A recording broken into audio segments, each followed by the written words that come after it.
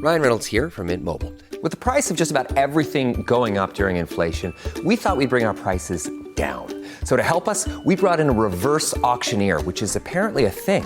Mint Mobile Unlimited Premium Wireless. How to get 30, 30, bit to get 30, bit to get 20, 20, 20, bit to get 20, 20, bit to get 15, 15, 15, 15, just $15 a month? Sold! Give it a try at mintmobile.com/switch. $45 up front for 3 months plus taxes and fees. Promo rate for new customers for limited time. Unlimited more than 40 gigabytes per month. Slows full terms at mintmobile.com. How do you feel great on vacation? Like really good? Easy. You go to Aruba. You'll spend your time relaxing on cool white sand beaches and floating in healing blue water. You'll immerse yourself in natural wonder and find your center on an island where things move at your speed. You won't just feel great, you'll feel relaxed, renewed, and ready for life. That's the Aruba effect. Plan your trip at aruba.com. Fever has to be the most common reason that parents bring their child to the doctor. I mean, aside from like a regular checkup. I would guess the second most common reason is maybe for like cough and then maybe ear pain. I tried for like 30 seconds to look up the reasons in the scientific literature that explain why patients go to the doctor, and I gave up because there's just not a whole lot of information about it. These are the most common symptoms that I see patients for, and symptoms that parents seem to be the most concerned about. They're concerned because it could indicate something that needs treatment. So cough, ear pain, fever, they usually need someone to listen to the child's lungs, look in their ears, because parents can't do those things themselves. And then fever. Fever can be scary. It's weird because pediatricians and parents look at fever very differently. A high fever scares most parents. In fact, I saw a parent yesterday who was completely freaked out by her child's 103.5 fever, and she should be. And I totally get it. But a high fever doesn't freak a pediatrician out at all. On the other hand, there are characteristics of a fever that might not scare a parent, but it grabs the attention of a doctor. Like fever without any other symptoms, that gets a pediatrician's interest. And fever that lasts more than 5 days, or fever and the child has one joint that hurts, fever and a rash at the exact same time, that's when we worry about. Fever's really complex. A fever can be the sign of something very benign and a no big deal thing like a cold virus, or less often, it can be a sign of something really bad like cancer, lupus, Kawasaki disease. I can make a pretty long list of the bad things. I'm going to explain everything you need to know to understand when to worry about a fever and when you can just treat it at home. And I'm going to talk about how to treat it. I'm Dr. Wendy Hunter, and I'm the pediatrician next door. I'm that doctor friend you call for practical advice about your kid's health. I mix the science of medicine with the reality of parenting. Recently, I've had a lot of parents ask me which thermometer is the best choice. Most parents know that pediatricians, we prefer to have a temperature taken rectally in infants because it's the most reliable. And if you've ever taken anyone's temperature, you've noticed that you can take it a few times and you'll get drastically different temperatures. So I polled 36 pediatricians about which thermometer they recommend. I thought I was going to get 3 or 4 really good recommendations for you. The only tip that I got, though, from this was that one person pointed out that it's very convenient to get a thermometer that is backlit so you can read it in the dark. I guess I shouldn't be surprised at the results of my poll. No pediatrician liked any thermometer, and the consensus was that they're all crap. The best thermometers any of us could agree on were actually those old glass and mercury thermometers, and I don't think you can buy those anymore.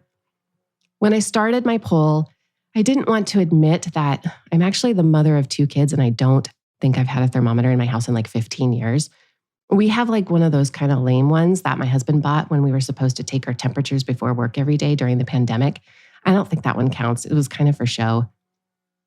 My recommendation is that it doesn't matter which thermometer you have. We just need a ballpark temperature anyway, and your hand is probably more accurate than any thermometer anyway. If a parent comes in and tells me that their child was burning up, or even tells me that they just felt hot to touch, that's good enough for me. Pediatricians take a lot more factors into account, like how the kids look and how they respond to fever-reducing medication. Before I go on to talk about when you should be concerned about a fever and when you can write it out at home, I want to explain how and why the body makes a fever. Here's what's going on. Our body temperature is controlled by the hypothalamus region in the brain, which is the thermostat of our body. There are substances called pyrogens that float around in your blood, and those cause fever. Some of these pyrogens are the waste products from viruses or bacteria. It's kind of like their sweat and poop. And some pyrogens are made by your own immune system when it's trying to fight off germs. So these pyrogens float around in the body during an infection, and they don't actually enter the brain, but they do trigger a chemical message that goes to the brain. It's kind of like if you are downstairs and you holler upstairs and ask your kid to turn the temperature up on the upstairs thermostat. So this action changes the temperature set point in the brain. The brain then tells the body to turn on its heater to raise the body temperature because the body's temperature is too low. So it's just like when your heater comes on after you turn up the thermostat. In this case, the heat is made by things like shivering or having a child's blood vessels close off in their hands and feet in order to push blood to the center of the body and increase the temperature in the core. Then, of course, you have a shivering, clammy child and they look really sick. Their hands and feet can even turn blue, and that can be okay as long as it goes away when you treat the fever. During this process, a child is going to feel cold because their actual temperature is below where the brain thinks it should be, and that's why a kid gets the chills. Once the temperature of the body gets to the new set point, say it's even 103 degrees, the child might actually feel more comfortable and stop shivering. Now they will have a fever that you can measure, but they might actually not feel that bad. When you give a fever-reducing medication, the medication works by turning the set point in the hypothalamus down. Now, the child's body temperature is hotter than where the set point is, and they're going to feel like they are too warm. In order to cool the body back down to the new set point, that's when they might sweat, and their blood vessels will open in order to release heat, and that can make your child appear flushed or have rosy cheeks. So that's why kids look so crappy when they have a fever, but if you give them medicine, as soon as you get to the doctor's office or the emergency room, they look fantastic. One of the common questions I hear is whether you should treat a fever with medicine or if you should just let the fever go because it could help fight off infection. And there is some evidence that our body does fight off infection better when we have a fever. Partly it's because some viruses and bacteria, they don't grow well when our body is too hot. And partly it's because our body's immune defenses work better in a hotter environment. Research in this area shows a few interesting things. First, white blood cells do move around the body better when we're hot. And also, the immune system, those cells increase their ability to eat up disease particles better. If you study biology, you know what I'm talking about. It's called phagocytosis. Scientists have also learned that lizards, fish, and even cockroaches and leeches, they get a fever to fight infection. This hasn't been studied well in humans, though, so we don't know that much about it. But there probably is some truth to the idea that a higher body temperature helps fight infection. But what I find in young humans is that parents probably should treat their child's fever with medicine. I tend to see that when a child has a fever, they don't feel well enough to drink enough fluids, so it's hard for them to stay hydrated. And when kids get a fever, they lose more fluids and they become dehydrated more easily, and they also feel worse. So regarding this question about whether to let a fever go to help the immune system fight off an infection, fever can make a child whiny and annoying and leads to dehydration. So that's why I lean on the side of giving medicine. However, if your child has a fever and they're acting fine and drinking well, you don't necessarily need to give them any medication for it. What about when you give medicine for a fever and the fever goes away, but then it comes back? Here's what I'm thinking when I hear a fever went away and came back. First, I'm sure most everyone knows that acetaminophen, ibuprofen, or whichever brand of these you give your child for fever, they don't actually treat the cause of the fever, it just masks it. So it's not surprising that the fever comes back when the medicine wears off because the reason for the fever hasn't gone away. Ibuprofen, which is sold as the brand name Advil or Motrin, generally lasts about 6 to 8 hours depending on an individual person's metabolism. And acetaminophen, which is the generic name of Tylenol, that lasts 4 to 6 hours. So oftentimes the fever is going to come back when the medicine wears off. The other thing you might have noticed is that when a child has a high fever, they may breathe fast and their heart rate is really high.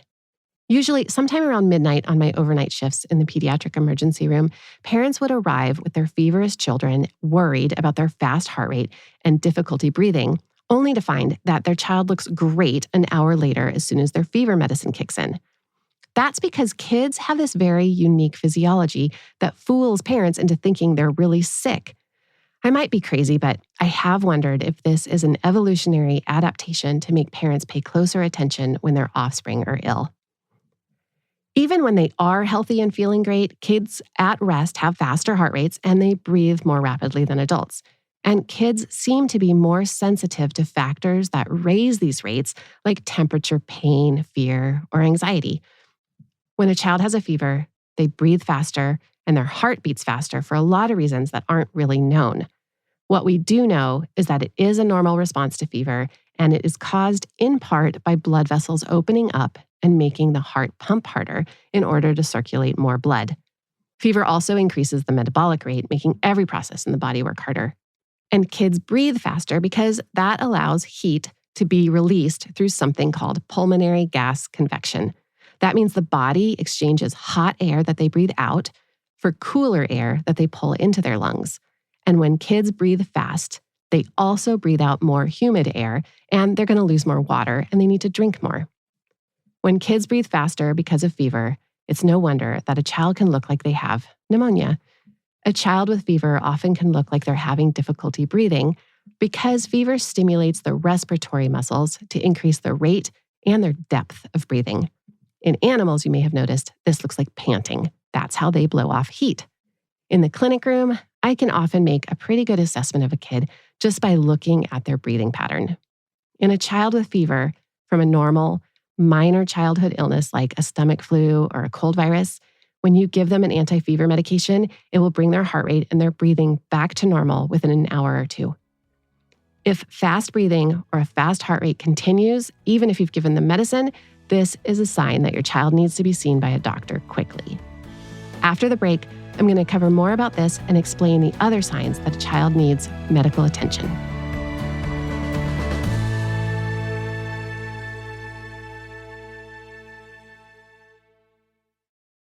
Ryan Reynolds here from Mint Mobile. With the price of just about everything going up during inflation, we thought we'd bring our prices down. So to help us, we brought in a reverse auctioneer, which is apparently a thing.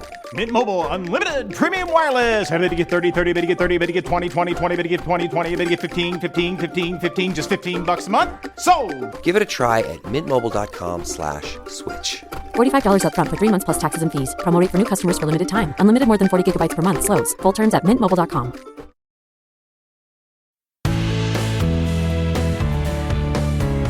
I just talked about why kids look so bad when they have a fever and how fevers work.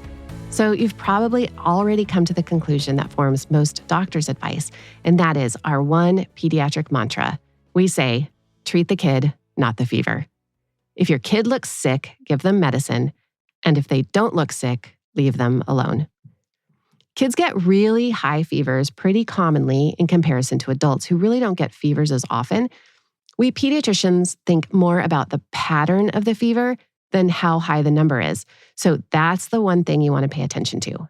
In general, a fever that improves after medication, or if the child is playful in the middle of the day, and then the fever just comes back after a nap or in the evening, that's a pattern that suggests they are sick with a virus infection, and that's going to run its course and be no big deal. We think fevers come out at night because our cortisol levels drop, and that unmasks a fever. And during the day, cortisol is higher. So you can fake a body out like this. If you give steroids to someone with a fever, their fever is going to go away, but they might still be really sick. There is a really interesting medication that treats fever that you can only buy in Mexico, and it's banned in the United States. It's called neomelubrina. It gets rid of a fever really well by blocking white blood cells, which is really bad. You need your white blood cells to fight off infections. So basically, it makes you have an immune dysfunction that can kill a kid, but at least they don't have a fever anymore. So we do not recommend neomellobrina. You do need to worry about a high spiking fever that lasts all day in a child that continues to look tired or ill even after you have given them medication for their fever. The other thing that matters a lot is the presence or absence of other symptoms. We humans don't often think about the importance of the lack of something, but sometimes if a piece is missing, that can be very important as a clue.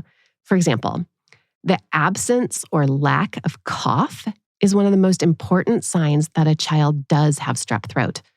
Strep throat is characterized by fever, sore throat, red spots on the palate, and no cough. But we don't pay as much attention to the no cough part. If a child has a fever and a runny nose and congestion, we don't worry because they have a reason for their fever. They have a respiratory tract infection. But what if they have fever and no other symptoms? To me, that is scary. We don't know where the fever's coming from. Before I go down that rabbit hole of a fever without other symptoms, or what we refer to as fever without localizing signs, I first make sure the child actually has a fever. And that's one of the main reasons that we ask you to tell us how high the fever was. Pediatricians and scientists, for that matter, generally consider a fever anything over 38 degrees Celsius, which is 100.4 Fahrenheit, because normal body temperatures can range up to 100.3 during the day. This is within the normal set point of our brain's hypothalamus. It's permanently set to be happy anywhere from 97 to 100.3. I've had parents come in and tell me their child has a fever for like 10 days or even a month, and they get a fever every few weeks that they say the temperature was like 100, but that's not actually a fever, and we don't need to do an investigation. I've also had a parent tell me with a totally straight face that their child had a fever of 107. Can a fever go that high? No, it cannot. Not without an external heat source like being locked in a hot car or some other cause of getting overheated. Because just like there are pyrogens, the body's temperature is never going to go too high because there are also cryogens that prevent temperatures from rising to dangerous levels. A kid with a normal functioning brain cannot have their temperature get too high. But regarding a fever without other symptoms, we start to worry that a child has bacteria in their blood or cancer or a rheumatologic disease. There are a few rare infections that can cause a fever and not really have many other symptoms. So fever without other symptoms is a reason to see the doctor. And there's one exception to this. It's one that I talked about with my friend Joelle Odman. She's a pediatric emergency medicine specialist, and here's what we talked about. One of my favorite stories is where you have really high fever, like crazy high fevers, 104, 105, for like 3 to 4 days in a row. And a lot of these kids have come into the ER over and over and over for these high fevers. You've got these crazy workups. And then the fever goes away. And the moment the fever's gone, you have this amazing rash. It's like the entire body, but no fever at the same time as a rash. And it's completely normal. It's roseola. It's just a viral infection that is super safe, not dangerous, but it's fever, fever, fever, rash. We tend to worry a little bit more about fever with rash, but if the fever happens and the fever suddenly goes away and you break out in a rash, that's a completely different story than if you persistently have fever and the rash appears at the same time. We pique our interest about that. There's so many things that cause rash and fever. A lot of them are completely safe. Viral exanthems are one of the most common causes, and they're not dangerous. But depending on where the rash is, how the kid looks, I can tell a lot. Scarlet fever gives you like a sandpaper-like rash. A lot of the viral illnesses that were much more serious back in the day, we vaccinate for. Measles, varicella, rubella.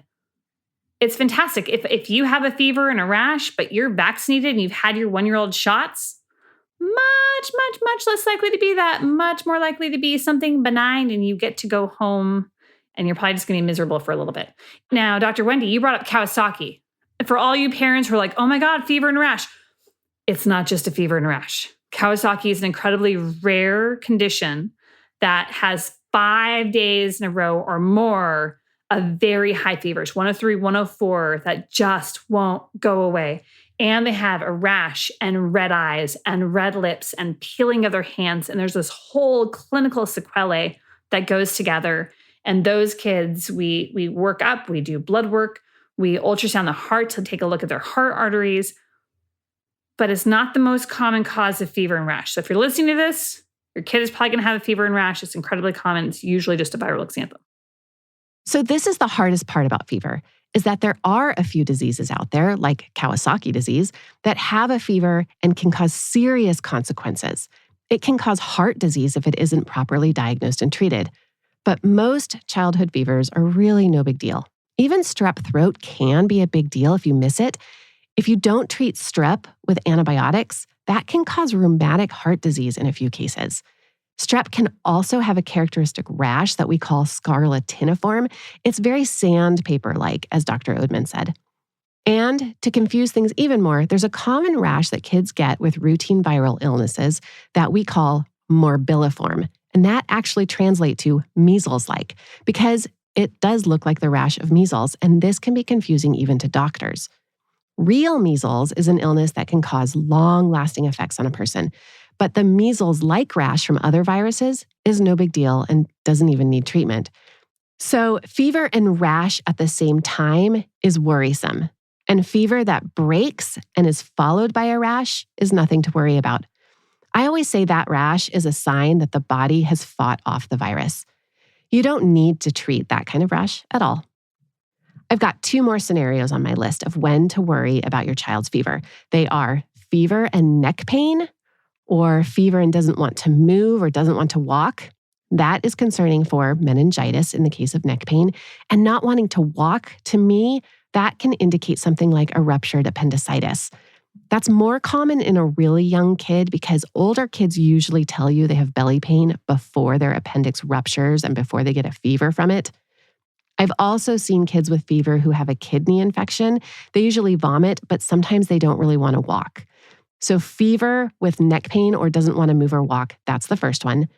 And the other is fever and one place on their body hurts. Usually it's one joint, because that can mean a bacterial infection in that one place. Kids can get bacterial infections of their joints or even an infection of a bone. So fever and one place on the body that hurts needs to see a doctor.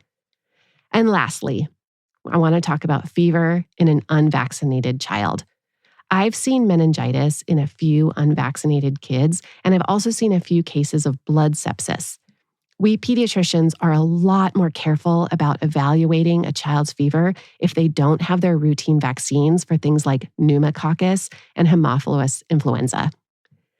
That's my short list of when to worry about a fever. Here they are.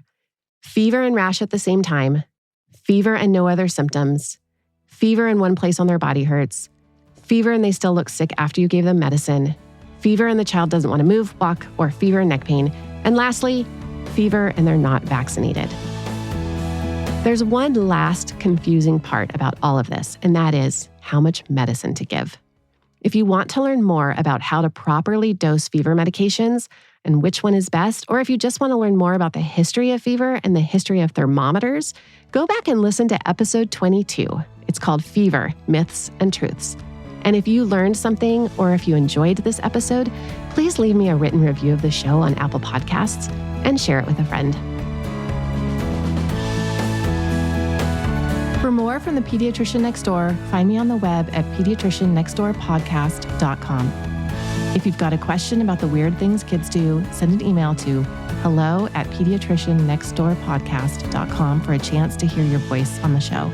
I'm Dr. Wendy Hunter, and I'm the Pediatrician Next Door. This show is produced by Red Rock Music. Make sure to subscribe and leave a review wherever it is you're listening. I'll be back next time with more.